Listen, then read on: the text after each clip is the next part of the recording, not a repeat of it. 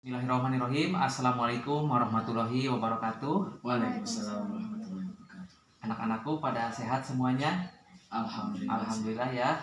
Alhamdulillah kita hari ini bisa bertemu kembali di pelajaran vokasional pijat ya, dengan keadaan sehat walafiat. Mudah-mudahan kalian juga demikian, pada sehat-sehat semuanya ya. Karena pijat itu berhubungan dengan ilmu kesehatan. Jadi kalau kita belajar pijat itu kita diupayakan kita pun harus sehat, karena kita akan praktek memijat ya. Nah, dikhawatirkan kalau kita tidak sehat itu akan mengganggu ke dalam praktek kita ya, akan mengganggu ke dalam efisiensi praktek kita. Nah, baik, sebelum kita masuk materi, dulu kita pernah belajar tentang pengertian masase ya. Sebelumnya kalian ada yang tahu pengertian masase itu apa? Pengobatan tradisional. Pengobatan tradisional. Oke, Arul. Rena? Salah satu pengobatan tradisional melalui pijatan. Melalui pijatan, ya betul. Ya, jadi pengertian masase itu adalah salah satu pengobatan tradisional melalui pemijatan ya. Nah, jadi sebetulnya masase itu sudah ada sejak zaman dulu ya. Nah, sejak zaman dulu, bahkan mungkin sejak zaman kerajaan sudah dipakai ya. Nah, kalau dulu kan tidak ada dokter, belum ada rumah sakit ya kalau zaman dulu. Nah, jadi kalau orang sakit itu kebanyakan larinya ke masas ya, ke masas. Nah, itu ya. Paham berarti pengertian masas ya yang telah kita pelajari di waktu-waktu yang lalu. Nah, baik, untuk pertemuan sekarang kita akan mencoba belajar masas yang berkaitan dengan salah satu anggota badan kita ya. Nah, sebelumnya masas itu kan seluruh anggota badan ya. Nah, seluruh anggota badan bisa masas. Nah, sekarang kita akan belajar pemijatan pada area bahu ya, pemijatan pada area bahu. Nah, sebelumnya coba kalian tunjukkan bahu kalian masing-masing ya, barangkali ada yang tidak tahu bahu ya. Nah, mana bahunya? Nah, ini. Oke, mana Harul bahunya? Nah, ini bahu ya. Nah, jadi kita sekarang akan belajar pemijatan pada area bahu. Nah, sebelum itu kalian harus tahu dulu apa itu fungsi pemijatan pada bahu ya. Gunanya untuk apa? Nah, pertama itu pemijatan pada area bahu itu gunanya untuk mengobati sakit kepala ya. Jika kita sakit kepala terasa sakit, itu bisa diobati dengan cara pemijatan di bahu ya. Nah, kemudian fungsi yang kedua itu untuk pijat bahu mengobati pusing-pusing di kepala ya, pusing. Ya, kalau kata bahasa Sunda mah halieur ya. Halieur ya. Nah, pusing di kepala. Jadi kalau kalian merasa pening, merasa pusing, nah itu bisa salah satunya diobati dengan cara pemijatan di bahu ya. Nah, pemijatan bahu. Nah, itu. Jadi kita hari ini akan belajar pemijatan pada bahu. Nah, langsung saja ya. Kita akan belajar sambil praktek ya, sambil teori sambil praktek ya, sambil teori sambil praktek juga. Nah, oke. Kita akan memulai gerakan pada pemijatan bahu. Nah, Arul ya, Arul nanti prakteknya dengan Bapak ya. Kemudian Teh Hena praktek dengan Ibu Rita ya, nanti untuk bahan prakteknya. Nah, sekarang berarti duduk posisinya Ibu Rita boleh di sini ya. Nah, ya, sebagai bahan pasiennya ya ceritanya. Ke sebelah mana? Ke sebelah barat atau utara? Bebas saja. Oh. Yang enaknya saja ya, kemana? Oh, ya. Sebelah barat sajalah. Sebelah barat boleh. Sebelah ya. barat. Nah, ini sengaja Bapak langsung praktek ke bahan pasiennya ya. Nah, jadi ketika kalian memijat itu ada 2 komponen yang harus kalian ketahui. Nah, pertama harus ada pemijatnya, ya. Kedua harus ada pasiennya. Jadi dipijat itu kita pasien dan pemijat itu saling berkaitan, ya. Lamun kita pijat tidak ada pasiennya, apa yang mau dipijat, ya? Tidak ada yang mau dipijat, ya. Kalau kita hanya ada pasien, siapa yang akan memijat, ya? Jadi harus ada dua-duanya, pemijat dan pasien. Oke. Nah, sekarang kita akan memperagakan praktek dalam gerakan pijat bahu, ya. Untuk Teteh Rena dan Arul, ya. Teh Rena silakan ke Bu Rita, ya. Sebelah sini, Pegang Ren. bahunya Ibu Rita. Di Bahunya. sini. Asik. Nah, pegang bahunya Ibu Rita. Rena. Arul cepang bahu Bapak. Ya. Mana Ren? Tah, Nah, iya, ini nyampe tuh, Ren. namanya Iya, bahu, ya. Ya. Nah, bahu. Nah, ini bahu. So. Nah, ini Teh Rena namanya bahu, ya. Nah, ini bahu dari sini sampai sini itu bahu. Ya, oke. Bahu kita ada dua, kiri dan kanan. So. Nah, oke. Untuk gerakan yang pertama itu ada namanya gerakan eflorase, ya. Eflorase. Nah, kalau bahasa kitanya itu pembukaan saja, gerakan pembuka, ya. Gerakan pembuka. Nah, eflorase ini artinya gerakan berupa usapan, ya, usapan ke anggota tubuh yang akan kita pijat. Nah, fungsinya ini untuk merilekskan otot-otot, menyiapkan otot-otot yang akan dipijat. Ya. Tadinya sakit gitu Pak Jadi. Iya, betul. Yang tadinya sakit mungkin setelah dioperasi, setelah diusap jadi rada-rada luntur badannya, ya. Gitu. Nah, itu untuk kegunaan eflorase. Nah, coba kita praktekkan, ya. Nah, eflorase, jadi pegang bahunya dulu, Teh Ren. Nah, pegang bahunya. Nah, jadi usap dari sini. Sret. Nah, ya, usap dari sini. Itu minimal kita 3 kali usapan, ya. 3 kali usapan, ya. Coba diusap, ya, Arul. Nah, coba ke Bapak. Diusapnya pakai apa Pak Jari? Pakai punggung tangan, pakai telapak tangan, atau pakai ini telapak tangan, ya. pakai telapak Nah, tangan. telapak tangan. Nah, begini, ya. Nah, pakai telapak tangan.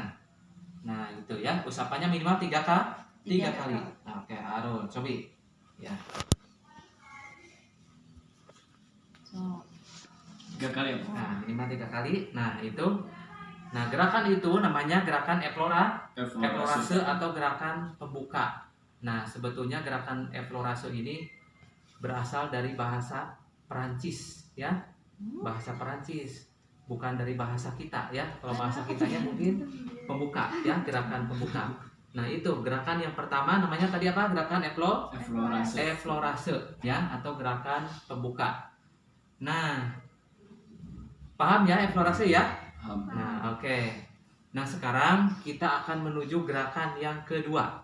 Nah, setelah eflorase dilakukan, setelah otot-otot siap untuk dipijat, kita akan menuju gerakan yang kedua, itu namanya gerakan petrisik. Apa namanya? Petrisik atau kalau bahasa kita mah itu teh gerakan pijatan, ya. Nah, petrisik ini dengan menggunakan 5 jari. Nah, posisinya begini. Nah, posisinya begini, punten, ya. Nah, begini. Raba dulu jari Bapak. Nah, ini bisa kita lakukan secara berbarengan kiri dan kanan. Nah, begini. Waduh, terasa sekali. Nah, rasa Bu Rita? Terasa Pak Jari, aduh. Nah, ini raba, ya, raba tangan Bapak, ya. Cukup. Nah, nih. Jadi 5 jari kita. Nah, Teh Rena di sini tangannya. Oke, jari ini sebelah sini. Coba Teh Rena. Pijatnya dari atas ke sini, ya, dari atas ke bawah ini, ya. Nah, itu, ya, itu namanya petrisik. Nah, terus lakukan, ya, biar itunya tangannya lentur untuk memijat, ya. Nah, Arul petrisik, ya. Minimal berapa kali Pak Jari yang Minimal petrisik? itu 3 3 kali ulangan ya. 3 kali ulangan. Ya, 3 kali ulangan gerakan. Iya. Nah, ya, Arul nih, Rena Petrisik ya. juga cukup Ya, kuat Ren. Tangannya begini. Belajar Nah, pijat.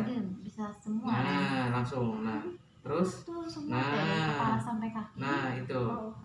Tuh, Nah. harus dipelajari. Nah, itu ya. Balik lagi. Nah, terasa ya ini Arul ya. Tuh, aduh, taragana ya, terasa ya. Makanya ya. Ren Sudah lagi mulai sama ada. tuh. Nah, itu minimal 3 kali putaran atau 3 kali ulangan ya. Itu namanya Petrisik. Jadi Petrisik itu kita dengan menggunakan 5 jari langsung digunakan oleh kita ya. Gerakan Petrisik. Nah, kemudian sudah paham Petrisiknya? Sudah ya. Nah, Ya, sudah. kita akan melanjut ke gerakan yang ketiga ya. Gerakan yang ketiga ini ada namanya gerakan thumb kneding ya. Apa gerakannya namanya? Thumb kneding ya. Jadi thumb kneding ini sebetulnya sama ya, pijatan juga. Nah, tapi medianya dengan menggunakan hanya jari jempol saja Waduh. ya. Hanya Jempol jari yang jempol. kuat, Ren. Nah, jadi nanti jempolnya disiapkan harus kuat ya. Kuat, Nah, tuh, dengan kuat, menggunakan Ren. jari jempol. Nah, coba. Mana coba Ren? Nah, begini. Kita lihat posisinya jempolnya begini. Oh, posisi jempolnya harus teratur. Nah, jempolnya. Nah, sip. Nah, nanti Coba. kita pijat dari sini. Oh, dari dari dekat sini. leher gitu Pak Dari Jerry. dekat leher, ya. Dari dekat leher. Nah, kita pijat di sini. Nah, coba pijat, tekan. Nah, tekan lagi, geser sedikit. Nah, geser lagi. Nah, sudah ada terasa Bu Ita tenaganya? Terasa. Terasa, oke. Tapi terasa lebih kuat lu tangan kanan. Oh ya, kanan ya. Nah, itu karena kanan yang lebih kuat ya. Nah, Jempol kanan lebih Nah. kuat. ini Petrisik, thumb kneding ya, thumb kneding. Nah, itu sering terjadi sebetulnya di ilmu pijat itu gerakan tangan itu tidak seimbang, sering terjadi ya. Karena apa? Satu, karena tangan kanan itu lebih sering untuk dipakai beraktivitas oleh kita, betul? Betul. Kita minum dengan tangan kanan. Ya, kita makan dengan tangan kanan. Kita melakukan sesuatu diawali dengan tangan kanan ya. Jadi tangan kanan itu ototnya lebih kuat dari tangan kiri. Nah, itu ya. Jadi sering terjadi sebetulnya ya.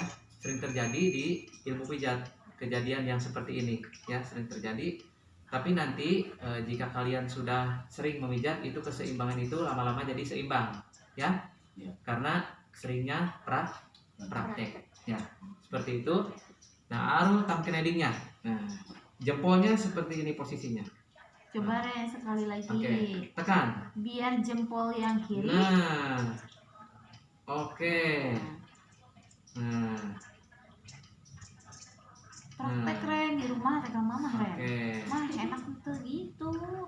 Nah, Kita cek mama teh Ren kurang lama deui. Nah. Di pundak ada berapa gerakan Pak Jerry? di pundak saya kasih sekitar 3 gerakan dulu Bu. Oh, 3 gerakan. Nanti setelah thumb kneding Mm-mm. langsung ditutup saja dulu ya. Tutupnya dengan gerakan yang sama yang Ekorase pertama. dulu, Oh, ya. ekorase. Tutupnya dengan gerakan yang sama. Nah, si Paru sudah bisa ya? Sudah bisa mempraktekkan ya? Ini bisa Nah, tuh. oke. Nah, itu sebetulnya gerakan sudah cukup ya untuk di bahu ya, sudah cukup gerakannya untuk di bahu.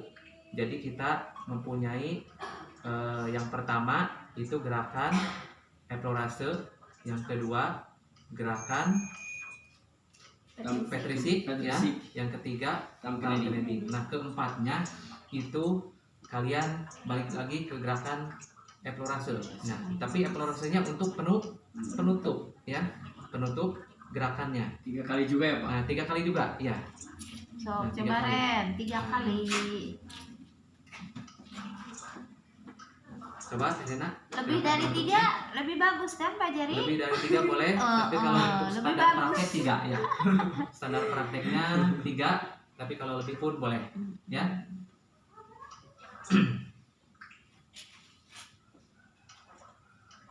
Nah, sudah dilakukan, Tena? Sudah ya. Nah, jadi sebetulnya untuk di bahu itu cukup 3 gerakan itu. Ya, jika kita pemijatannya tepat, arahnya tepat, walaupun gerakannya sedikit, itu akan terasa. Ya, sebetulnya di gerakan pijat ini kita tidak perlu banyak-banyak gerakan. Banyak gerakan. Ya, tidak perlu banyak gerakan. Ada 10, ada lebih 6, berapa gerakannya? Ya, tidak perlu sebetulnya, tidak perlu banyak gerakan. 3 atau 4 pun cukup.